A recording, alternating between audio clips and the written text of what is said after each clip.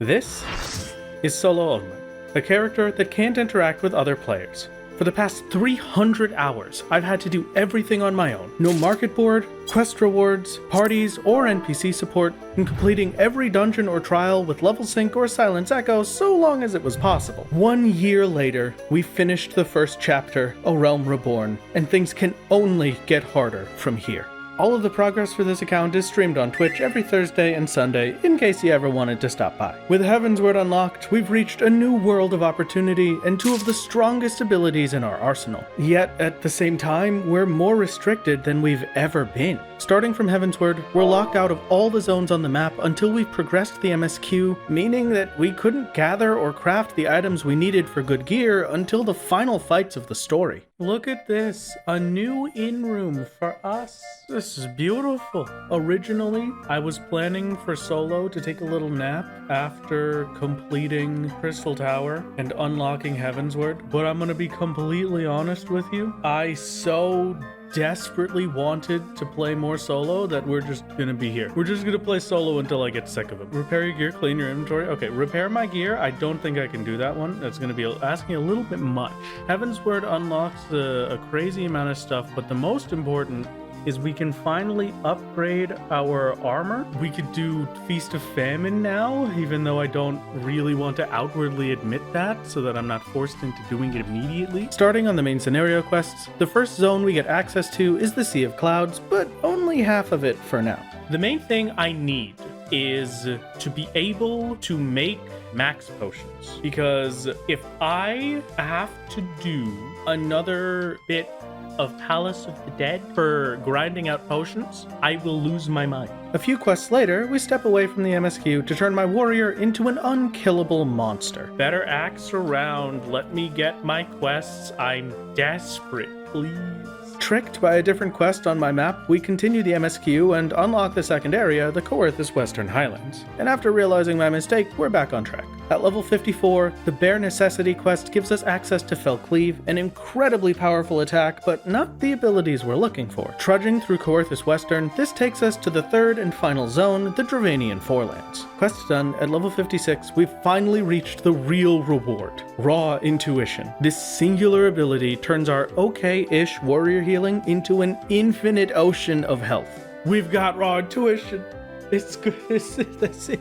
I never have to do a quest again. It's over. See you later. For 6 seconds, 3 total hits if I do it properly, I heal for every enemy I hit. Even against a single target, we'd heal for around 4,000 HP, almost double a max potion, and we could use it every 25 seconds. On its own, Raw Intuition could carry us through most fights, but there was one more ability we still needed to get. The level 58 quest gives Equilibrium, an instant heal for 3,600 health. It has a much longer cooldown, only usable once every 60 seconds, but this was still a massive improvement to our healing capabilities. And the quest completion also came with a little surprise. We've leveled up to level 62, and now I have to slot Equilibrium in somewhere. Oh, wait, hold on. I can actually use Onslaught.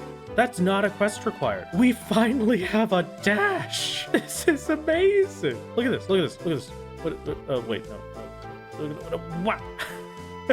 Hey. With our best abilities unlocked, we continue with the MSQ now, right? It's time to fish. No, please. I can't even make the fishing for likes and subscribes joke. I already did that one, please. Feast of Famine. No, I don't want to go back. Don't do this to catch the Feast of Famine fish, we need to meet the minimum requirement of 400 gathering, so here we go. I don't know, man. This looks good enough, maybe? No, oh my god, my gear is terrible. Dark chestnuts, please just give me a wyvern skin. Some nice tea leaves, please just give me a wyvern. Oh, thank you. Why would you drop dommel skin? Just let me skin the giraffe. Leather, oh my god. Leather, dommel skin gloves, rammy, flax. Okay, last thing is hard silver, so we're headed to the churning. I haven't unlocked that yet. I can't even make it. Okay, new plan. Setter fishing rod. Cedar, not setter. No, it's setter. What is happening? Forget discovering a new location. Catch the man. Mithrite sand. Setter. Mithril fishing rod done. Good night. Hello. Hoping to start off some Feast of Famine fishing, we're waiting around an hour for the first fish to spawn. How does this relate to Ravana?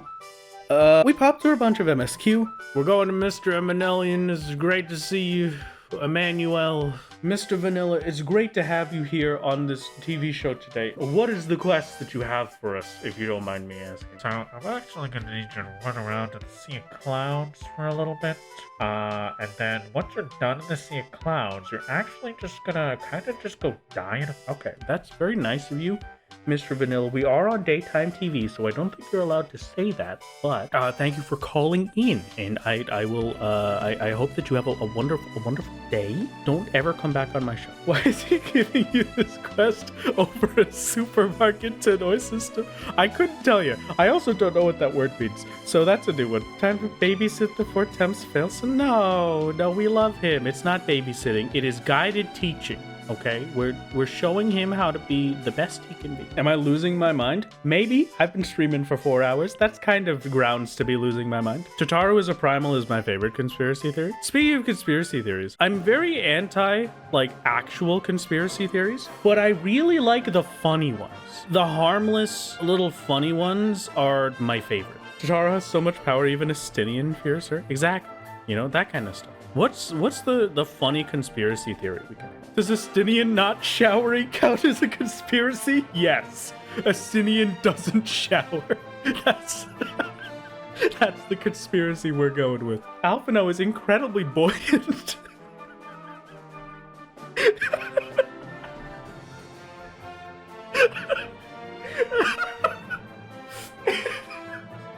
What does that mean? He's just really good at floating. It's just, oh wow, that one made me lightheaded. Oh, that was great. Beat up some knights, unlock Aether Current so we can get flight, and completely forget to go fishing. The next morning was the first time it was mentioned. The biggest wall in the entire expansion, and one of the few remaining fights that could end up as a complete dead end for the account. Bismarck won't be too bad to solo. I'm a little worried about Bismarck ad phase, but that's a problem for another day. For now, we add a new chocobo to our team. I'm gonna name you Terrence. Maybe Terry for short. Stop by a very green Holotolly, steal Shiva's arena to fight some dragons, and unlock the first dungeon in Heavensward, Dusk Vigil. While this dungeon isn't required to complete Heavensward, it is required if we ever want to fly in the Western Highlands. Time for an easy win to start the expansion. Nope, okay. That was tragic. Here, out in the fields, we can see the great griffin stood upon the snowbank. Let's just try and get a little bit closer for a nice view. And she's gone. What a majestic creature. I'm glad to see that it excellent jest, boy. Can we please say that every time I make a joke? Can we just start saying excellent jest, my lord, every time I say a joke from now on? That would be beautiful. Could be a nice... Nope. I got the home gang animation. Home gang went on cooldown. Would you believe it? We died. They move so fast that I can't run away from them. This is starting to become a problem. Okay.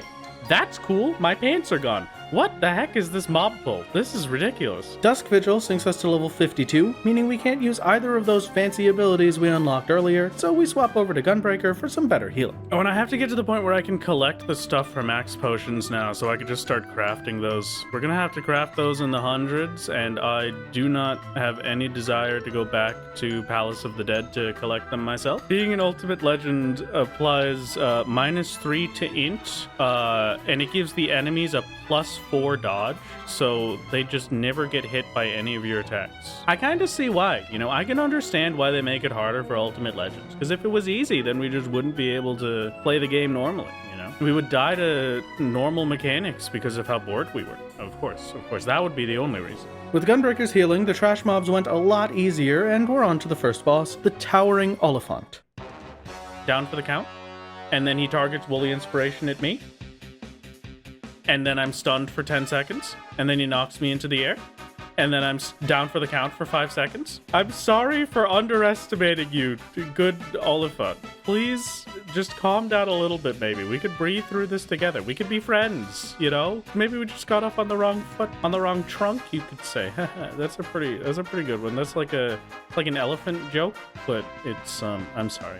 We can move on. We can pretend like I didn't say that joke. The Woolly Inspiration combo is a total of around 14 seconds stunned and unable to move, and past 75% health, the Oliphant can do it twice in a row. I have been routed. Wow. that is a boss. Oh my god. Okay. One more attempt ends the exact same way, and from the very first boss, this dungeon isn't going to be possible on level sync. Or is it? Dusk Vigil is a side quest, not the MSQ, which means there's one more class we can try. The strongest class available to us, Blue Mage.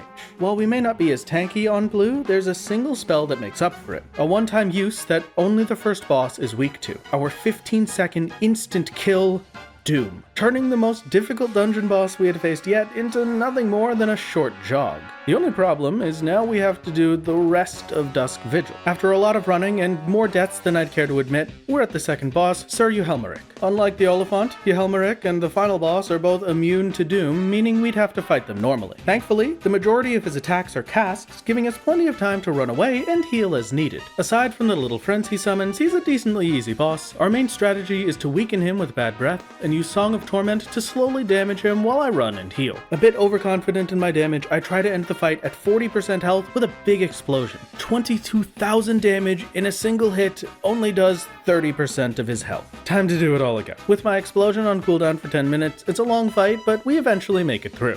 Easiest boss of my life, let's go dude, alrighty. A few Ice Sprite deaths later, we're headed towards the final boss. Gamers, I have a question. Very important question today. Would you still love me if I was a worm?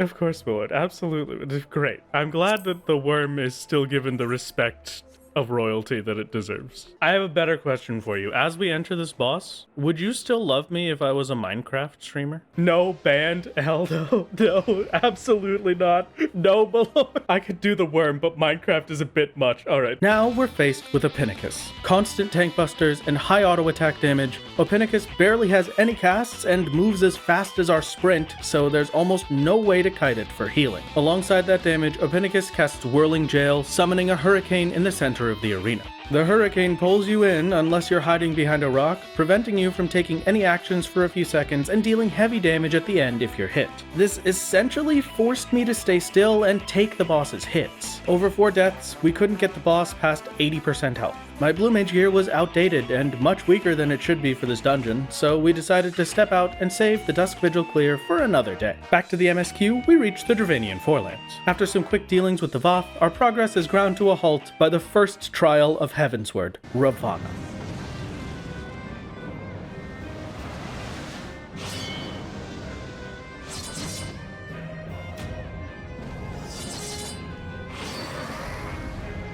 First is Warrior level synced. Ravana, unfortunately, syncs us to level 54, 2 levels below Raw Intuition, so we're stuck with the same healing we had in A Realm Reborn. In his first phase, there's only 2 things we need to deal with. Blinding Blade, an instant tank buster that hits for 3,000 damage, and Seeing Tail or Wing. Seeing Tail places 2 shields around Ravana, one in front and one behind. If Ravana is hit from the front or back while this is active, he'll attack whoever did it with Revengeance, dealing 1,000 damage and knocking them away. Seeing Wing is the same thing, but on his sides instead of front back. Since Ravana is focusing on us, Seeing Tail means we can't deal damage for 6 seconds, and Seeing Wing is completely ignored. We can get some extra hits in if we go to the side while he's casting it, but it still ends up losing us 3 seconds. Even with just those mechanics, Warrior is dropped almost instantly. Swapping to Gunbreaker on level sync to try again, we face the same fate. After 2 more deaths, we were going to need better equipment before we tried again, and we had to hope that there even was any equipment we could craft with our limited areas. So we step away and end the day with more disappointment, trying and failing to get the Namataro for Feast of Famine. This time around, we've got 2 options for gearing up. We start one right as the day begins, but I'll tell you about that later when it's more relevant. The other option is crafting new gear. Searching through all of our available crafting nodes, our best chance was titanium ore, which would turn into eye level 133 armor. A very small increase, but it was all we had. Has anybody seen a set of Dalmal skin pants anywhere maybe? I think I might have left them outside. Oh, there it is, my Dalmal skin breeches.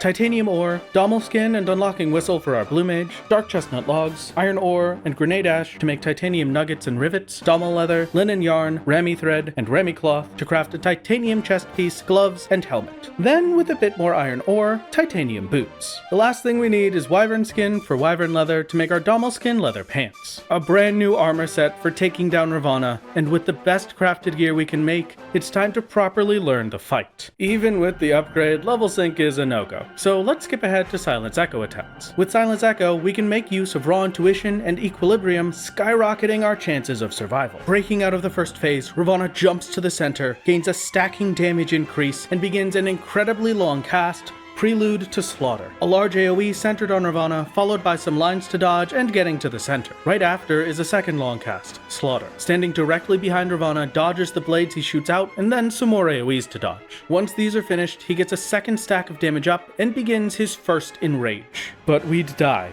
before we could even see it resolve. Swapping to Gunbreaker to use Aurora's passive healing, we get to properly see Bloody Fuller. Spirit Ghana, small blue butterflies float down and land in the arena. Sometimes they'll start by attacking you, but all of them eventually cast Falling Laughter. If they aren't killed before the cast finishes, a giant sword slams down into the arena. A larger orange butterfly, Moon Ghana, will also spawn, but it's the same deal, just way more health. Once all the Ghana have finished their casts, Ravana begins his Enrage. For every sword that landed in the arena, he'll hit us with Laughing Moon, dealing massive damage and giving a vuln stack, increasing the damage we take for 2 minutes. To even consider surviving this, we would have to kill almost all of the Ghana. Yet another wall in this fight, we're back to the drawing board, so I step away and sleep on it to try and come up with a new plan. There's one incredibly important item I had been missing during the Ravana fights that may have made it just the tiniest bit more doable. I need max potions. It's not really an option. The only problem is I don't know if I'm able to gather the stuff to make them, which does force us back into Palace, which I really don't like the sound of. Almost every ingredient for max potions wasn't available in our current areas, and likely wouldn't be until the very end of Heavensward, meaning the only way we could get them was in Palace of the Dead. But in my desperate attempts to avoid going back into Palace, we found the second option for upgrading our gear, and unlike the first, this would be an astronomical difference. Daily Hunts, a list of random overworld mobs provided by the game for you to unalive in your spare time, provides us with Centurio seals. And there just so happens to be a vendor that provides otherwise unobtainable gear for a few seals. Where previously our best gear was eye level 133, the gear for Centurio seals was eye level 180 and 210 respectively. This gave us access to gear that we otherwise couldn't get until the end of the expansion. So we had part 1 of the plan handled. Now we just needed the rest. All the food we had available to us was horrible for DPS, so we'd be sticking with the flint caviar we used in A Realm Reborn. And there wasn't going to be any better accessories either. With that covered, we jump back into Ravana on Warrior to try and get past Bloody Fuller before I committed to the grind. I cannot stun the little bugs, which is unfortunate but expected.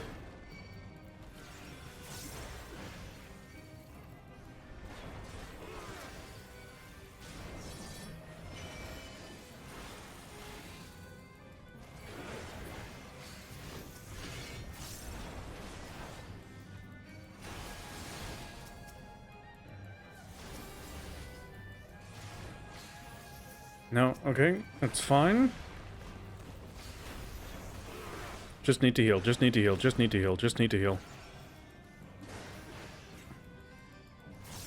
Rampart, good luck, good luck, good luck, good luck, please. I think we get that. I think that's it. Come on. 1, 2, 3, 4... 4 stacks? Very doable.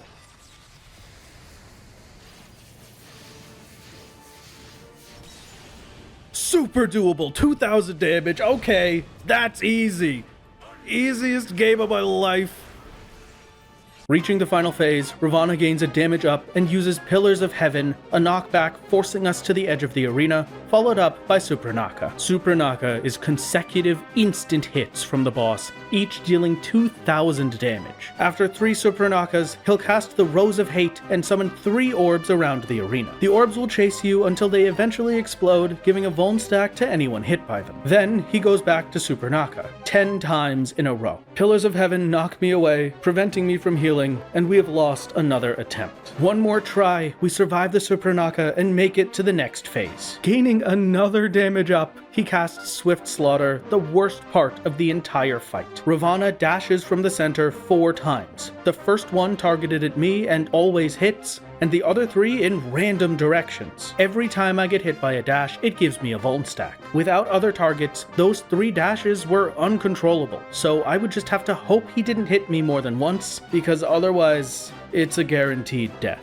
Then, he'll either use Prelude to Slaughter or Slaughter from earlier before moving on. Another damage up, we've reached the final mechanic. Tapsaya, a conal AoE in front of Ravana, hits once, pauses, and then hits 2 more times in the same spot. Every time it hits, you get knocked back, but otherwise it's an easy attack to dodge if I'm paying attention. Seeing Tail and Seeing Wing return from the start of the fight, occasionally forcing me to stop attacking. Atmalinga is a raid-wide for 1400 damage without mitigation. The second time he uses Seeing Tail or Wing, he doesn't turn to face me, standing still to use Atmalinga twice instead, making it a small chance to heal. After 4 total Seeing casts, he gains another damage up and starts the cycle over from the first Supranakas. But we wouldn't live to see it. That is the entire fight. We had seen everything, and to have a chance at surviving those later cycles, we'd have to commit to the plan from earlier and start grinding. Palace was the first thing on the list, as much as it hurt me to say it, but I wasn't going to do it like normal. I would have to grind my Aether Pool back to a point where I could handle higher floors and then set up a farming save for potions, so before starting those hours of misery, there was something we had to get. We now had access to, objectively, the best class for soloing Palace of the Dead,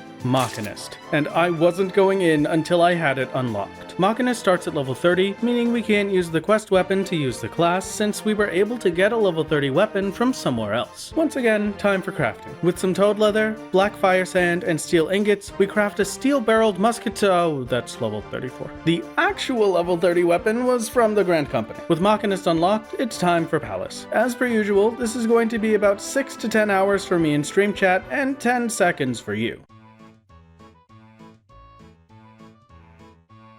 With floor 40 complete, we were ready to start farming potions. The strat is pretty simple. Spawn in on floor 41, use an alteration, rage and get to floor 42, then kill the mimics or mandragoras for 1 to 3 max potions each. Around an hour later, we end things off with 271 high quality max potions. More than enough to deal with the sword bug. After one final check trying to take down Ravana, we still needed the armor upgrade, so there was at least another week of grinding ahead of us before we beat this final trial of ours. Running around for hunts, practicing Ravana's mechanics, we get our first piece of hunt gear, eye level 180 gloves, and give Ravana another attempt. We were doing well, but still not getting close, as a single mistake at any point would end the run. And with another death using our Shire chest and pants, we had a lot more hunting to do. The next day, a bit discouraged from the Shire gear failure, we take a moment to check another tank option, Dark Knight, but after checking its future abilities, it was a dead end. I had wanted the extra damage that Dark Knight should be able to provide, but it lost out from the lack of healing. A week of daily hunts and some solo day ranks later, we get a new helmet and boots to add to our arsenal. Worst case, we could upgrade with twice the amount of Centurio seals, but I was desperate to spend the day trying out my new armor. This time, instead of the Flint Caviar for more damage, we made Ishgardian Muffins for the small defense and healing buff it would provide. And so, on a whim, still missing the most important pieces of my armor set, we face off against Ravana one more time. First Ravana attempt, I'm just going to be hard focused and doing my absolute best with this, so please excuse me if I'm not looking at chat for a bit. Chat, please take care of chat while I'm gone. Thank you.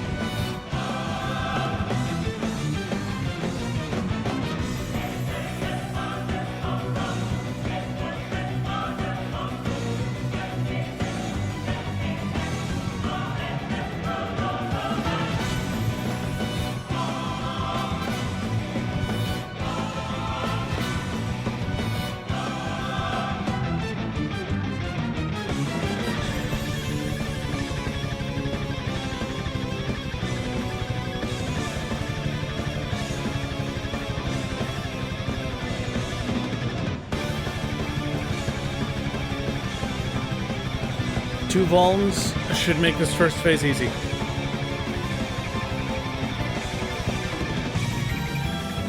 Now I'm just hard stuck on this bit. Good luck.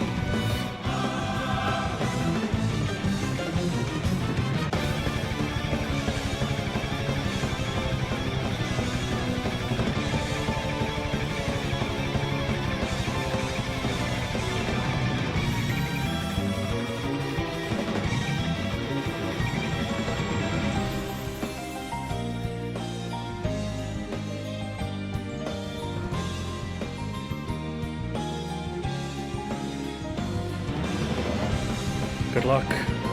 Good luck. Please, not now. 1. Good. Just a bit more.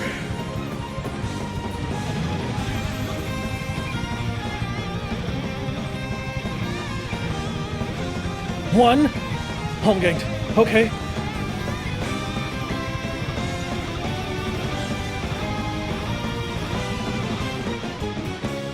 Yes! Yes! Yes! Yes, dude! Yes! Oh my god! Yes! Yes! Oh! Thus does the sacred proclaim the victor. Lay my blades at thy feet, child of man.